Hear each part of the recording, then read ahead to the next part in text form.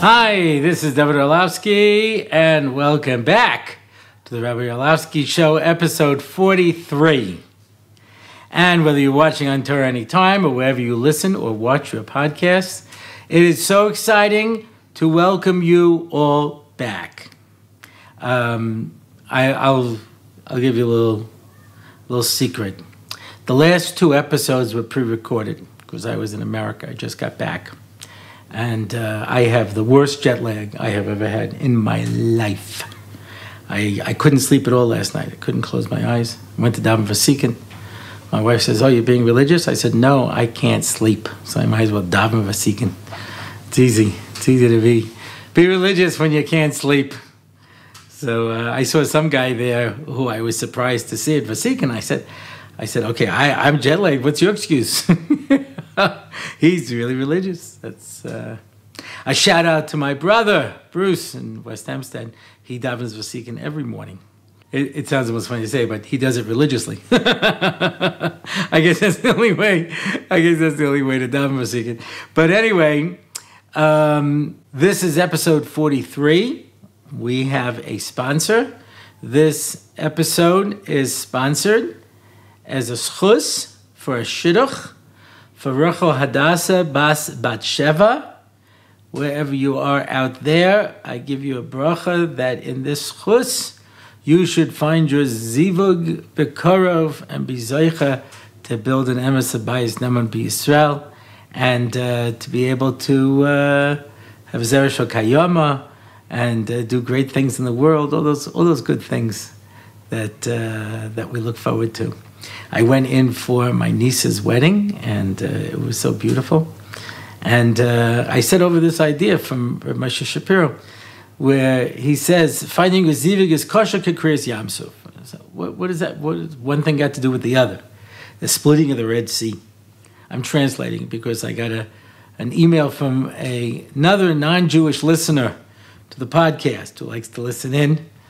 It's unfortunate that this is where some people get their entire picture of Judaism from. Reminds me of a Star Trek episode where somehow the only thing they knew about was 1920s, Chicago, and they all set themselves up like mafia groups and stuff because that's all they knew. So I encourage you to listen to other people. I know they're not as interesting as I am. There's nothing you can do about that. That's just an occupational hazard. What can I do?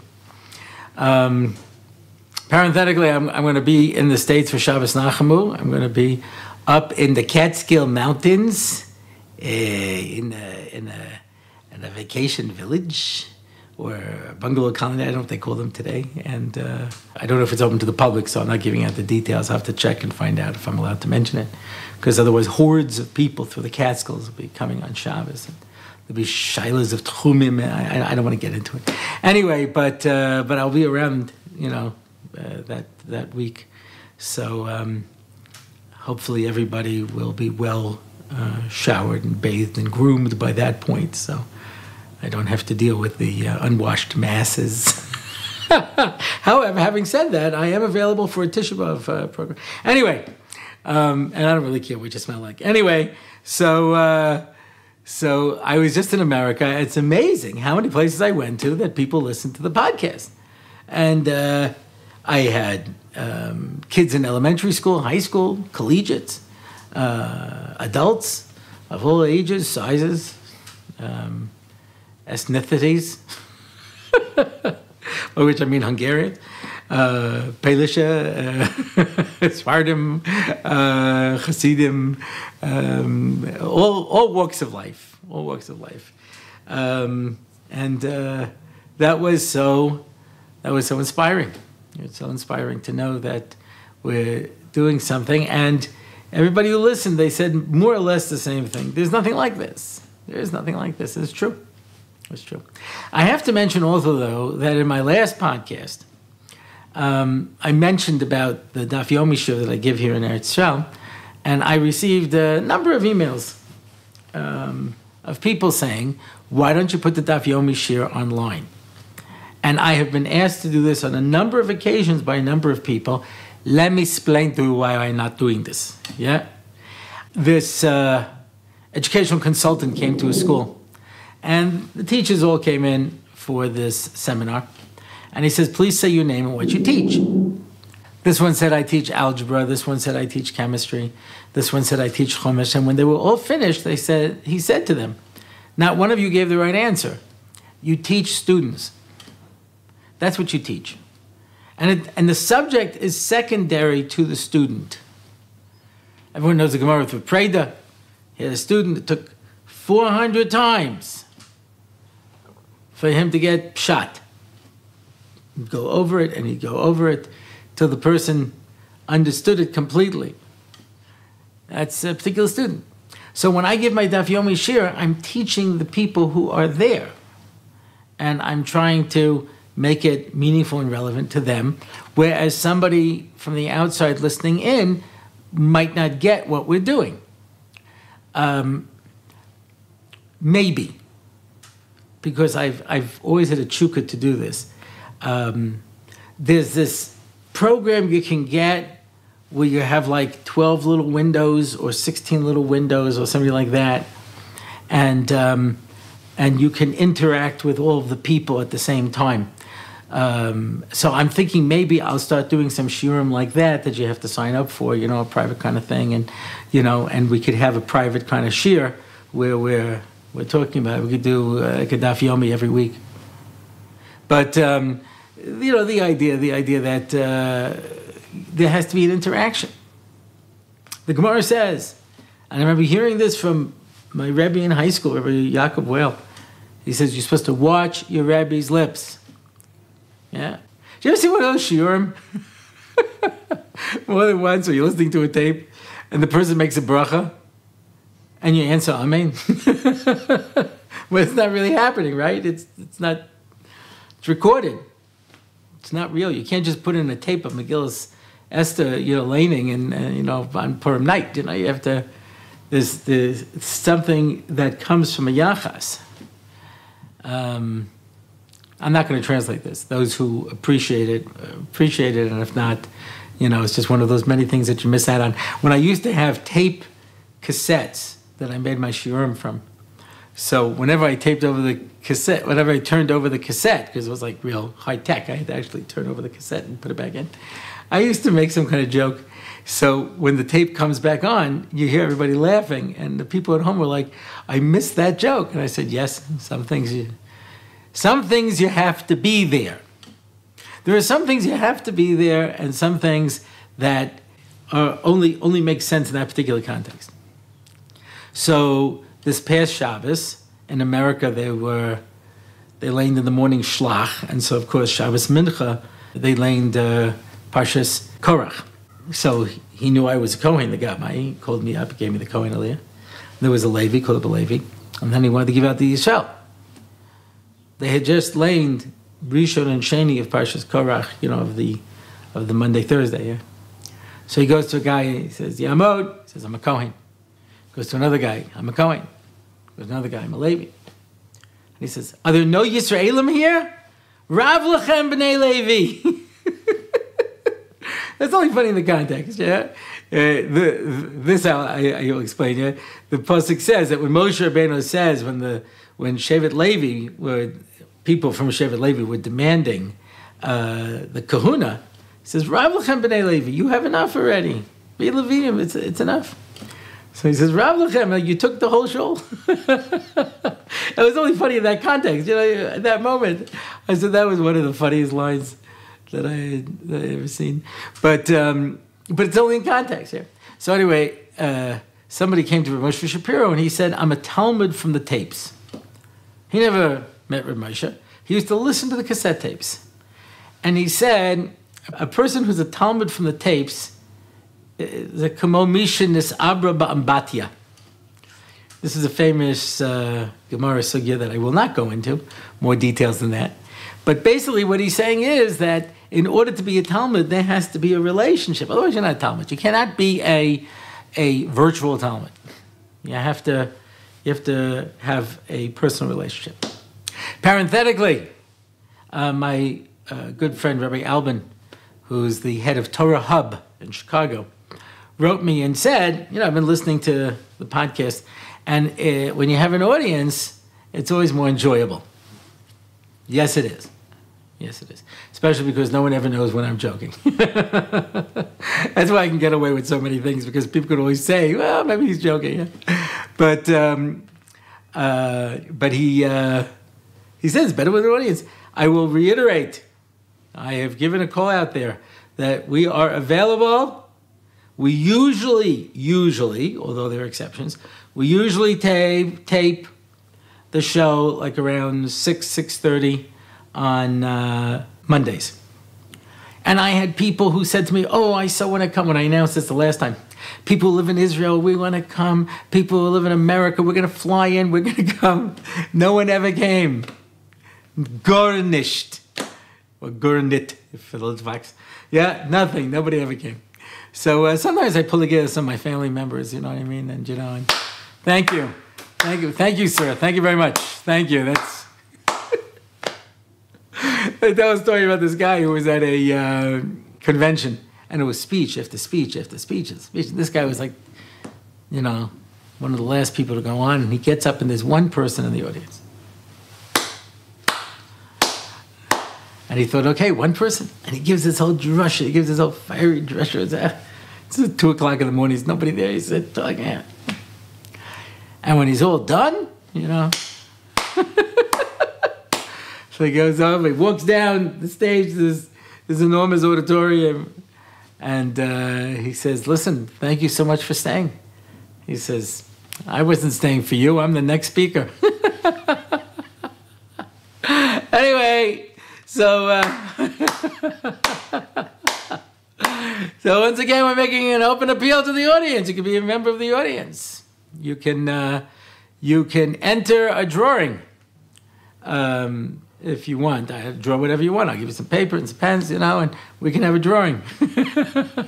But anyway, these are just bits of business that I need to get through. I'm recovering from my American trip. I have so much that I really want to talk about. And that brings me to the subject of today. All of this was by way of introduction, what I want to talk about. And this was fascinating. I was in a shul. I don't mention where and what circumstances. I was sitting towards the back because, Baruch Hashem, it was a very crowded shul. And you sit towards the back. So there were 4 people behind me. And they were talking through most of the davening. Now, my days as a mashgiach are well behind me. I have never found that asking people to be quiet has ever been effective. Never. My good friend, Rabbi Benjamin Hammer, who works in rabbinical training in the Young Israel movement, National Council of Young Israel. So he said to me, he says, the talking in shul is a big problem. Everyone discusses, what do you do? I said, I would not have a problem. He says, what would you do? I would announce, I'm not shushing you. I'm not telling you to be quiet. You want to talk as much as you want. There's going to be a hashkama minyan at 8 o'clock. Anybody who wants to daven will go to the hashkama minyan. We'll daven, we'll listen to the laning. There'll be no talking. And we'll daven. And then I'll come upstairs to the main minyan. And I'll sit by my podium, my stender, yeah. And I'll give the drasha, I'll shake hands with everybody. But I can't daven because everybody's talking. But I'm not going to shush you, because if that's what you want to do, kol kavod. Talk. Talk as much as you want. And I was in one shul where people were talking so much, and I said, why don't we take out the bima, because nobody's listening to Kriyas Torah, and put in a big, long buffet table, and put out coffee and cake. And why are we even pretending to make a shul? Yeah? Now, by the way, there's been this big move to, stop the talking in shul. There are all these videos that all of the other famous rabbis and speakers were asked to make. I wasn't asked. They may have asked me, and I might have been talking to somebody at that point, in davening, so that's why I didn't get the gig. But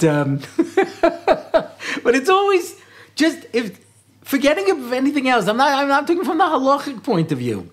from a sociological point of view, right? My Rabbi Whale, he told the story over in class once. He says, these two guys behind me are talking the whole time. So I said, you have to come to Shul to daven? He says, yeah, I got nobody to talk to at home. I could daven at home. I got nobody to talk to. Anyway, I was in the Shul, and then the talking was gefährlich, which means quite a bit and rather intense. And so I said, I was at a Shabbos table, and I said, it's a great idea. Let's take out the bima, let's put in a table, coffee and cake, and let everyone just, schmooze. Anyway, one person at the table was like sinking into the ground. Evidently, I hit a sore spot, and everyone's looking at him, So I said, what? So he says, I'm one of those talkers. So I said, it's a good idea, no? But just put in a table, coffee and cake. He says, no, you don't understand. By the time I get to Shul, the Hashkama minyan is already having their kiddush. I could just go downstairs and have a kiddush. I want to come to Shul. I said, but you don't daven, right? You don't listen to the lining, right? You don't listen to the Torah, correct? So this is something I've been grappling with. So at the end of davening, I say to these guys, I said, listen, I'm not saying this to give you mussar. I just want to understand, why come to Shul? What's the point if you come to Shul and you talk? So one guy, who obviously was defensive, and he's like, so you're saying it's a Maila? You're saying it's a Shvach? You're saying it's al Shvach? I said, yeah, because I'm an amazingly honest and consistent individual. I don't like to do things that I don't like to do. I was talking once to people years ago about why they're from and why they're this. So they use the typical yeshiva guy technique. Why you? What are you doing? I said, you can't bring a riot from me. I'm about tshuva. I decided to do this. But why are you doing it? So I said to them, why do you come to Shul? They said, yeah, it's a shvach. I said, no, of course it's a shvach. I wouldn't do it. So why don't you have, you have a chevra here. Take turns every week going over somebody else's house and make a kiddush. Yeah. Sit down. Everybody can go in the corner and do a quick Shemona Esrei, whatever it is you guys do, and then sit down, make kiddush, and enjoy yourself. Why sit here in a shul that's over 2 hours of davening, with laning, with this, with that? Wouldn't it be more comfortable? So one person gave an answer that was poignant. He said, what if nobody comes? Oy, that's the chevra shaf. You can't trust your own guys who come every week and sit at this back table and talk and drink, that they won't go over your house. I thought that was sad. One guy said, my wife will be upset if I don't go to shul. Well, that's interesting. That's interesting. I knew a fellow who was somewhat traumatized from his youth. His father used to make him go to shul from the time he was a little boy and sit there quietly, and if he talked, he smacked him. So when he would go into a shul, he'd get a panic attack. And he started to say, I have a problem because what am I going to do with my kids? My kids are going to want to go to shul with Tati, and Tati is going to break out in a sweat and hyperventilate, and pass out, if he has to go into shul. Which is a real challenge, real problem. So it reminds me of the story I heard. It's a famous story. Yeah. There was this Svadish Rav who used to give a shir. And this fellow used to come in, it was after Ma'ariv, and he'd sit down and say, Kvod Rav, and as soon as the Rav started the shir, he fell asleep. And he slept for the whole shir. At the end, when everyone got up, he got up. Oh, Kvod Rav. Day after day, week after week, and month after month. So finally the Rav said to him, listen, you'll be more comfortable if you just go home and go to sleep. He says, Kvod Rav, I want nothing more than to go to sleep. I get up at dawn. I'm a laborer. I work hard, physical labor a whole day. When I come home, all I want to do, take a shower, have supper, go to sleep. But I want my children to see that I go to a shir. I want them to see. Tati goes to a shir. So, okay, so his wife wants his children to see that Tati goes to shul. So, okay. The third fellow said, I was brought up this way. And I've said this more than once. Everybody does what everyone does because that's what everybody does. Why does everybody go to shul? Because everybody goes to shul. Is it meaningful? Do you enjoy it? Do I want to do it? All of that is irrelevant. Everyone goes to shul because everybody goes to shul. So I'm cutting back to my original question. When I said to this fellow in this other community where everybody was talking, I said, why don't we just put out coffee and cake? He says, no. I want there to be davening, and I want there to be, laning, but I don't want to participate. Now, obviously, it's not true because you're coming. These are the people who, during the dancing at the chasana, stand on the outside of the circle, waiting for someone to pull them in. When this guy said to me, he's a shvach. Zikr is a shvach. Schar halicha b'yadai. You went. Holech lo asa. Yeah. Okay. So schar halicha b'yadai. There is a schus that a person gets for going to shul, even if I don't daven. No question about it. I don't know if talking covers that. But I understand why people are talking, because since the davening has no meaning, to sit quietly for 2 hours is a very difficult thing for Jews. Yeah? As Jackie Mason once said at a show, we're going to have our intermission, because Jews can't sit and listen to a show this much. They have to talk. To go outside. What do you think of him? I never liked him. He's a loudmouth. You're going to go back in? Nah, I paid already. I might as well. But everyone wants to talk about it. Everyone wants to give their opinion. What is your opinion? And people can't sit quietly. And I don't mean this in a bad way. I'm the worst. I'm the absolute worst. I don't know how to sit quietly and play well with others. I was going to be on a panel. A particular Shabbaton, it's not important where, but it's very chashuv rabbanim.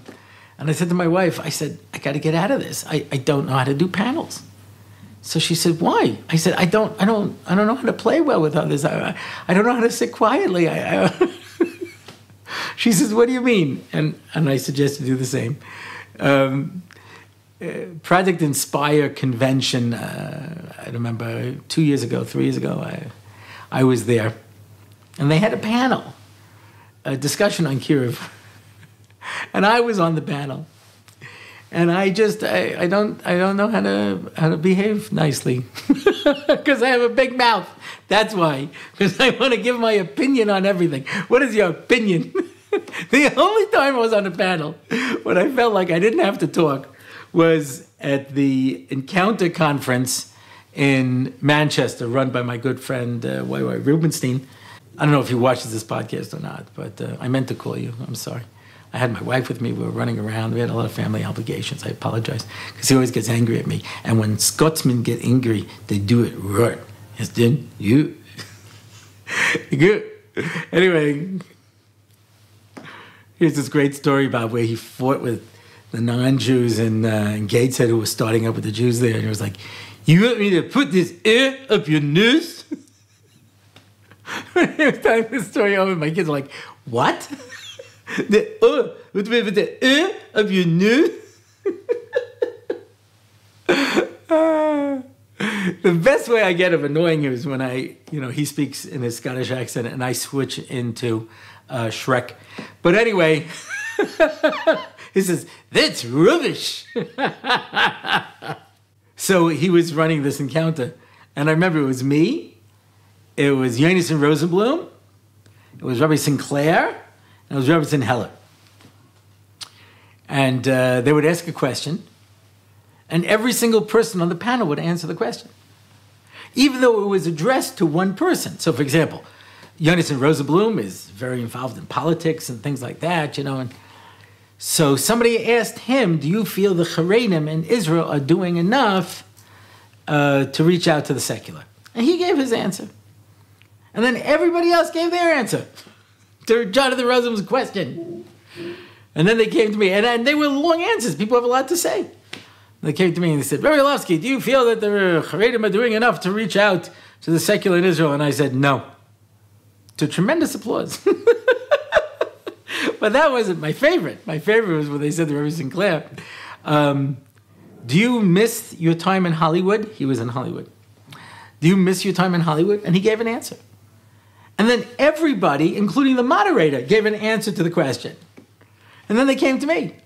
And I said, how can I possibly answer the question if Rabbi Sinclair misses being in Hollywood? How could everybody have an opinion? Okay, so part of it is people don't know how to keep their mouths shut. It's part of Jews. There's a deep reason to this. What Moshe Shapiro said once. He says, the person sits down in the morning, he reads the newspaper, and then he turns and he yells at his wife. What are these people doing? That's it. I solved all the world's problems. Yeah. For some people, that's not enough. They have to call up a talk show. And they call up and they say, I'm very upset. Hangs up the phone. Yeah. Oh, Baruch Hashem. Solved all the world's problems. Why? Because we understand that the Jew affects the world through speech. Because God created the world with speech. Asara mamoros. Nivra olam. With 10 expressions. Baruch she'amar v'haya ha'olam. Blessed is he who spoke and brought the world into existence. So we understand that Dibur is a very powerful thing. And, Hakol Kol Yaakov. That's the power of the Jew, is the power of speech. So you tell a Jew to be quiet. It's such an unnatural thing. And that's why there are people who've always opposed when they have remembrance days here in Israel, they say have a moment of silence, a minute of silence or 2 minutes of silence. That's not what Jews do. Jews don't sit quietly. And if you don't believe me, go to Shul. That's just not the strength of a Jew. A Jew talks. A Jew davens. A Jew, Kol Yaakov. Yeah. So that's part of it. Part of it is they feel a need to be able to comment or to make observations or, I was in a shul once where this guy is talking and talking and talking, and finally the Rav goes, Shah! And this guy turns around and goes, Shah! Because we understand that we are in a house of a Lord and there's supposed to be a certain level of decorum, but people want to speak. But this fellow was describing something existential. I want to come to Shul, even though I don't want to daven. I had a fellow in the yeshiva when I was mashgiach, and this fellow was clearly not cut out for this yeshiva. He was not able to maintain the standards. And I said, listen, this yeshiva is not for you. You should go to yeshiva X. He says, I don't want to go to yeshiva X. That's for bums. I said, I know, but you're a bum, so you belong in a bum yeshiva. That's just the Metzias, You don't get up in the morning, you don't come to davening, you don't learn, you hang out in town at night. So that is the definition in yeshiva language of a bum, right? I don't mean that in a bad way. V'dibar to bum, you know what I mean? That's where you belong with. Somebody can deal with your things. He says, but I want to be in a good yeshiva. I said, you want to be in a good yeshiva and not maintain the standards? He says, yeah. Yeah. So there are people who want to go to shul. They want to go to shul with davening and with laning, and they don't want to listen to the laning, and they want to listen to davening. Because something inside of them, as that fellow says to me, so it's a shvach. It's a shvach. They want to go to shul. But do you realize how heartbreaking this is? This is the fellow who desperately wants to be able to daven, to be able to learn, to be able to enjoy it, to get a geschmack. And he can't. This is what we talked about last week when we talked about the learning. But the davening is the same thing. People don't know how to. People want to come to shul. And they're lost. They don't know how to appreciate it. And this is one of the challenges of the life of a Jew. Va'avadatem b'chol levavchem ezu avodah shebelev zu tefillah. Serve God with all your heart. What is the service of the heart? Tefillah. And I point out, avoda is work. We have this image that we're going to open up a siddur and suddenly the words are going to have meaning to me and tears are going to come to my eyes. It doesn't work that way. You need to prepare. You need to invest. I talked about this during our Pesach program. Newsflash. Somebody called me up and they said they're actually interested in making a Pesach program in Israel with the Lawsky family doing the programming. So we'll give you further news if that in fact develops. But it'll be in a relatively small hotel, so you're gonna have to book early because we're gonna have to beat the crowd with sticks. That'll be one of our activities. But anyway. So you get to feel the shibud, to feel the Egyptian slavery. Anyway, so we're going to have a few people with sticks. Most of the people will be Jews. So anyway, but people want to connect. They don't know how. So it's not going to happen automatically. You have to work at it.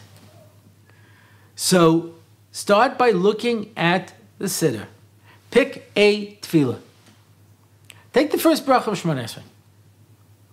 The Sefer Cheshbon Nefesh says these two people wanted to daven with kavana. So one guy says, I'm not moving until I daven the Shemona Esrei with kavana, and he's sitting there and he's davening. And the other guy says, listen, that guy is too intense for me. I'm going to start with the first bracha. When I get that down, I'll get the second bracha, and then I'll get the third bracha. Eventually, the first guy gave up davening because he had a nervous breakdown. The second guy, it took him a long time, but he davened the whole Shemona Esrei kavana. Okay, geometry. Yeah? That's, by the way, what an acorn says when he grows up. But anyway, I work all age groups, by the way. But geometry. What is a point? A point is a point in space with no dimensions. It's obviously theoretical because something can't exist with no dimensions. That's a point. What is a line? A series of points. The minimum amount that you need to have a line is 2 points. But as you add more points, you develop a line. That's how you get a line. So if you want to have a linear tefillah experience, you have to start putting in points. You have to find words there that are going to be meaningful to you. And when you see them, they should speak to you in a way. Why did the Nevi'im have to write the tefillahs? Why? Why didn't we just get a poet? And by the way, when you see people try to write tefillahs, they're very difficult to do. Very difficult to do. Somebody once asked, I was on a question and answer panel, they asked one of the other rabbis, what do I need tefillah for? What do I need a set form? I'll just daven. So he says to him, try talking to God for 10 minutes straight without repeating yourself. You find it's very difficult. But the reason the Nevi'im, prophets, had to write the prayers was because it had to relate to every person in every circumstance throughout all of the millennia that we have been around. So inside of those words are meanings for everybody. Find a line, one phrase. And when you daven, let that be your phrase. Think about that. And then mumble through the rest of it. Get a good translation of the Chumash. If the Ivra is not exciting to you, the Hebrew doesn't do it for you. Follow along, read the story. I'd rather have somebody sit in Shul during the laning and read the story than just talk because it has no meaning to them. Read the story. Okay, so Parshat Mishpatim, a little slow. Yeah, Vayikra, okay. So there are art forms to understanding these things as well, obviously, to be able to find the relevance and the meaning in it. But there's so many stories, especially Bamidbar is filled with stories. Bereshis Shmos is filled with stories. All right, you hit the Mishkan, it slows down a little bit. But, but for the most part, yeah, there's so much there that is so ma'anyen. So this is our challenge. Our challenge is to go to shul, and if we can't enjoy it. On Simchas Torah, there was a Zama Aretz who was dancing with a tremendous bren. And the Vilna Gaon says, "What are you dancing with so much excitement for? You don't learn." He says, "I'm dancing because there's a Vilna Gaon who learns." So if we do nothing else, let's find somebody who can be a symbol for us of what tefillah should be, and just watch that guy. Try to make it meaningful to us in that way. But that's it. This is the struggle. This is the avodah of tefillah. So that's it for this week. We have revised closing comments. Somebody complained that we were giving TMI in our closing, too much information. So this is the new streamlined ending. So work with me here, see how this works. That's it for this week. If you want to find more about the show, go to RabbiOrlofsky.com, where you can add comments, see my upcoming event schedule, and contact me directly. For sponsorships, this line we're not taking out. Yeah, visit RabbiOrlofsky.com/podcast and click on the sponsor and episode button. It's great to be back. My name is David Lawsky. This is the Rabbi Orlofsky Show.